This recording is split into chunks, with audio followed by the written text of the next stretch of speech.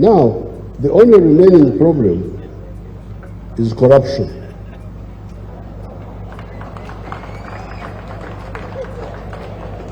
As I said the other day, we are going to stamp out that corruption. It's really amazing how people do not see. NRA is a very, very powerful force. I don't know how anybody thinks he can play around with it. We are very soft, we use soft methods, we never force anybody, we always talk. I am like a pastor, preaching. Repent, you are going to go to heaven. But they don't know, I don't know why they forget that we have got a lot of capacity, a lot of power, which we shall use if necessary. I really can't get it. Because these corrupt people insult our heroes. The other day, we were in Mpenja celebrating Heroes Day. Now those heroes there in Mpenja, we were told there were 250 skulls of dead people. They are there in just that village. Now, in the whole of Uganda, we lost 800,000 people killed. 800,000. In Luero, we gathered 30,000 skulls. And then there were 70,000. So, this sacrifice, that's how you are here, you fellows. Excellency President, Excellency Vice President, Right Honorable this, Right Honorable that, His Lordship this, all those powerful people, Honorable, I don't know what, they are all here. On the blood of our people. You heard them when we were in Mpenja, they were still talking about Akasimo, with their small this and that. They sacrificed and we are here. But you come, you get a chance to lead. Instead of helping people, now you start taking away the little which could help them. This is really amazing. Now, in so doing,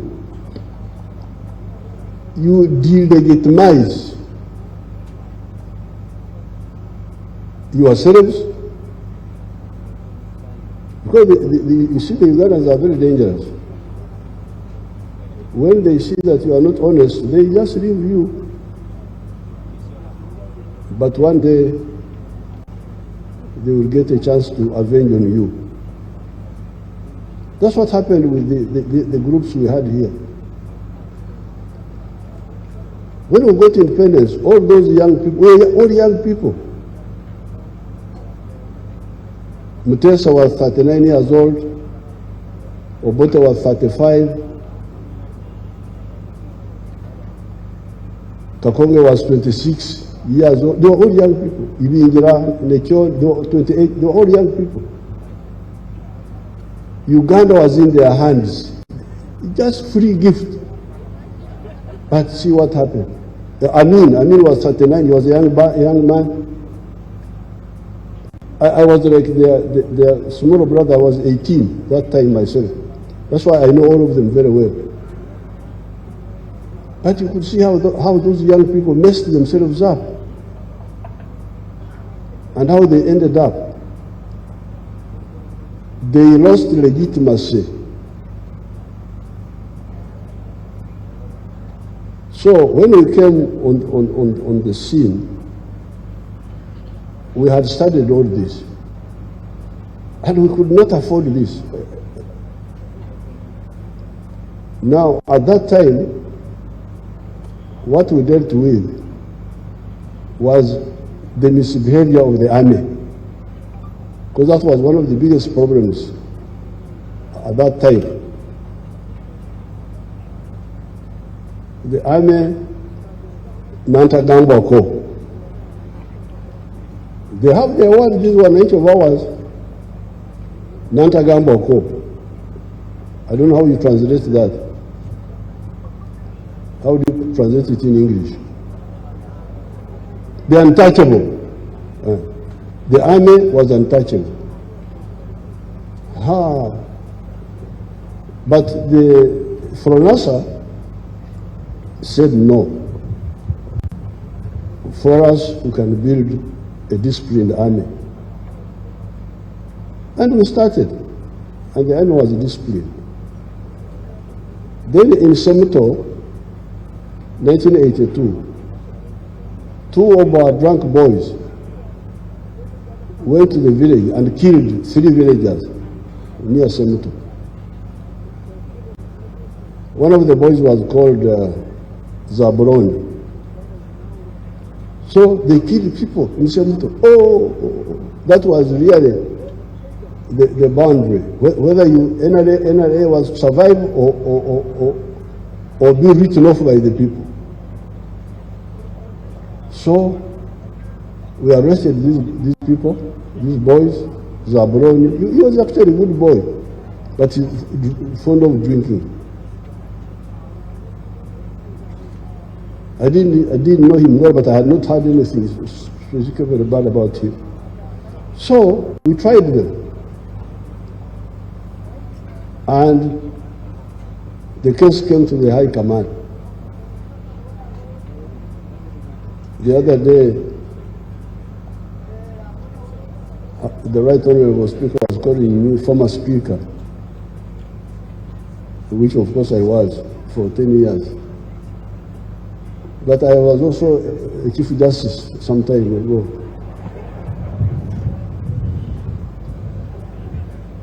So, in the High Command, we had somebody who had studied law at Makerere, a man called Jim Muhezi. Then he told us in the meeting that, you see, what killed the people in Semuto, Murure, the place is called Murure. What killed the people in Murure was not Zabroni. It was the beer inside Zabroni.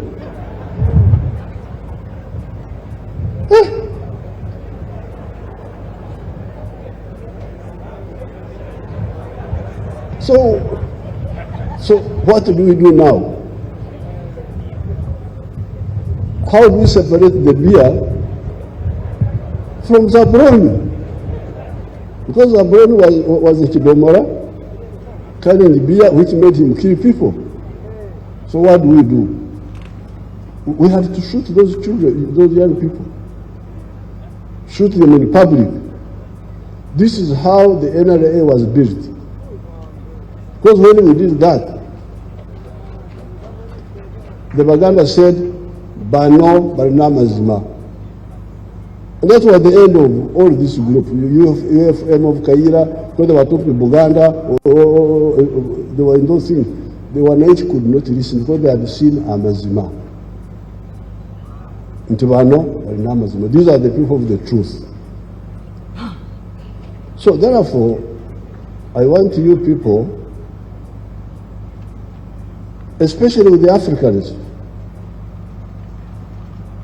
I'm very glad CJ is now talking of the alternative justice, which is really the indigenous justice. Because the justice of the wigs and all that, when you sit there, some of it is, for instance, with the African people, the problem of murder. You kill my brother, I must revenge. I'm duty bound to revenge or quarrel. Because if I don't, the spirits will kill me, of my brother.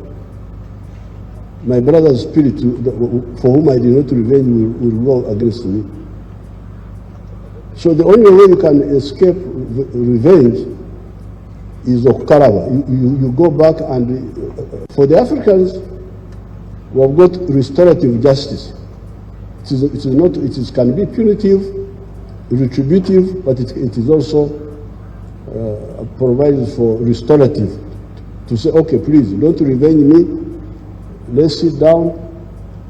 One of our people killed your brother. Let us solve this. Like, for instance, I still have a debt with the clan of the late Colonel Tengora Machodwogo. You remember he was killed by our soldier. I must make peace with the clan on behalf of the army. I must make peace with the clan. Otherwise, they will just keep quiet. You are powerful, you are president, excellency, what? Yes. But they will never forget. They will never forget. So, when I went there, I said we are going to do, the Banyankore call it Okaraba. So, murder, rape, that is an unforgivable sin. It must be sorted out, it must be fully accountable. Other things like fighting in the bar, what, they mix up things. There are things which are very serious. Murder, rape, corruption now.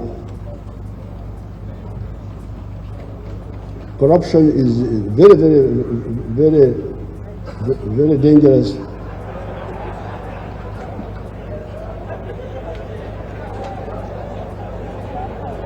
And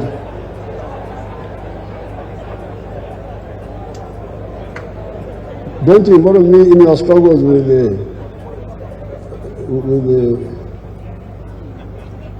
the commissioners and so on. Those are another matter. But corruption.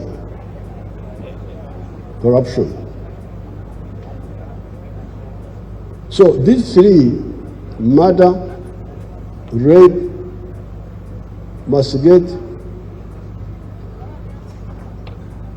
be fully accounted for and promptly.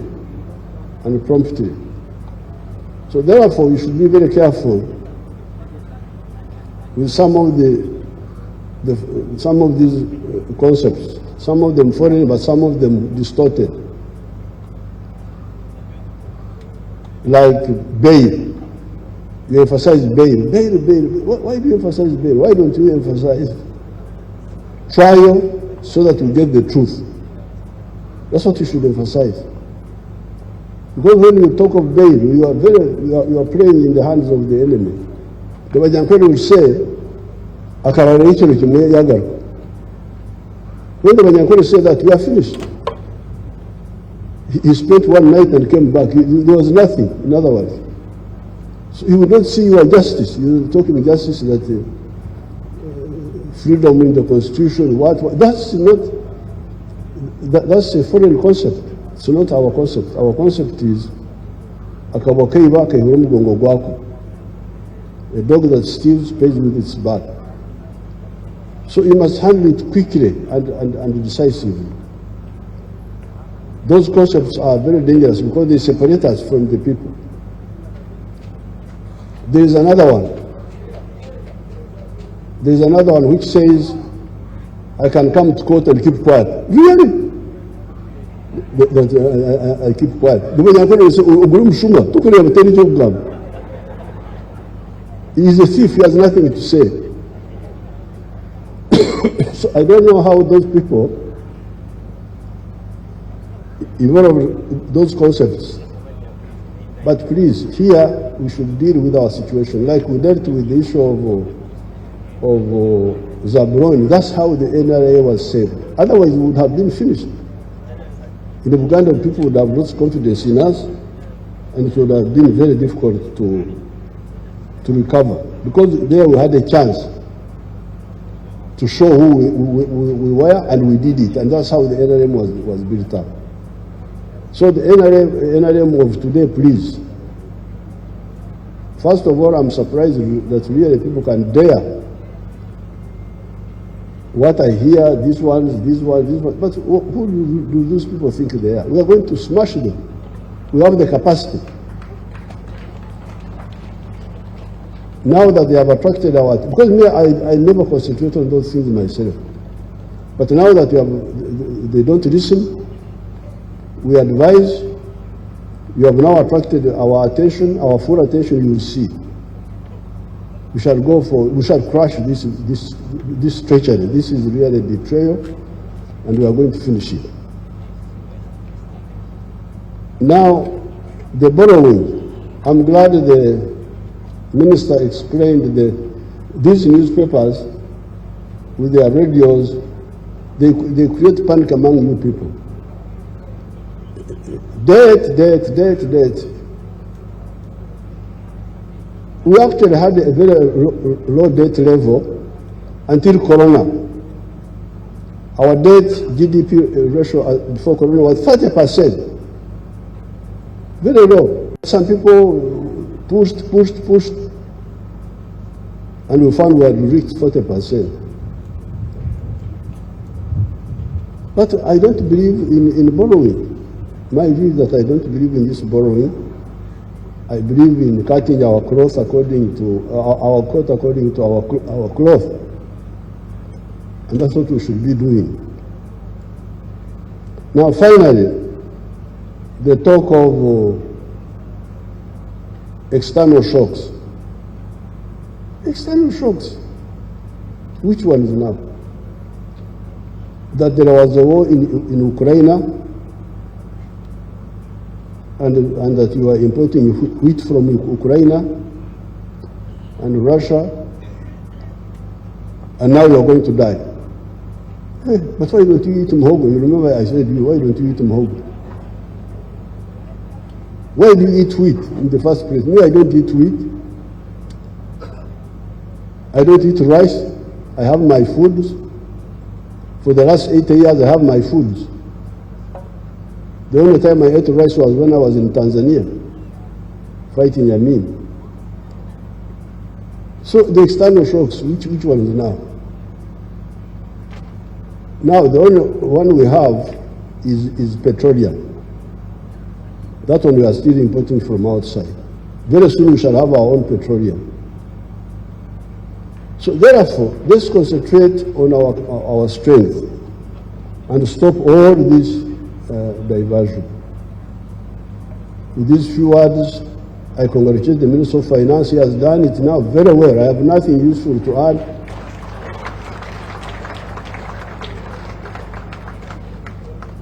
And I thank the Speaker for presiding over the meeting and all of you for coming. Thank you very much.